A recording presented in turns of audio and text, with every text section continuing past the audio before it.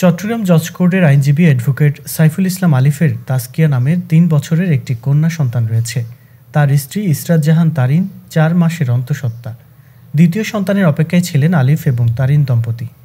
কিন্তু চট্টগ্রামে সম্মিলিত সনাতনী জাগরণ জোটের মুখপাত্র চিন্ময় কৃষ্ণ দাস ব্রহ্মচারীকে কারাগারে নিয়ে যাওয়ার সময় বাধাদানকারী ইস্কন সমর্থকদের হামলায় নিহত হন অ্যাডভোকেট আলিফ।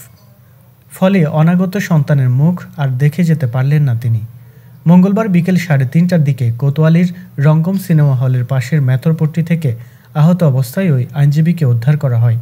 পরে তাকে চট্টগ্রাম মেডিকেল কলেজ হাসপাতালে নিয়ে যাওয়া হলে কর্তব্যরত চিকিৎসক মৃত ঘোষণা করেন। নিহত আলিফের বাড়ি চট্টগ্রামের লোহাগাড়া উপজেলার আমিরাবাদ এলাকায়। সম্প্রতি আলিফ চট্টগ্রাম আদালতের সহকারী পাবলিক প্রসিকিউটর নিযুক্ত হয়েছিলেন। ৭ ভাইবোনের মধ্যে আইনজীবী সাইফুল ইসলাম আলিফ চতুর্থ। আলিফের বড় বোন জান্নাতারা বেগম গণমাধ্যমকে বলেন, আমার ছোট ভাই আলিফের ৩ বছরের একটি কন্যা সন্তান আছে। সে অকালে তার বাবাকে হারিয়েছে। অনাগত সন্তানও তার বাবার মুখ দেখবে না। আবার ভাইয়েরও তার দ্বিতীয় সন্তানকে দেখার সৌভাগ্য হলো না। এর চেয়ে কষ্টের আর কী হতে পারে? আমরা এই হত্যার বিচার চাই।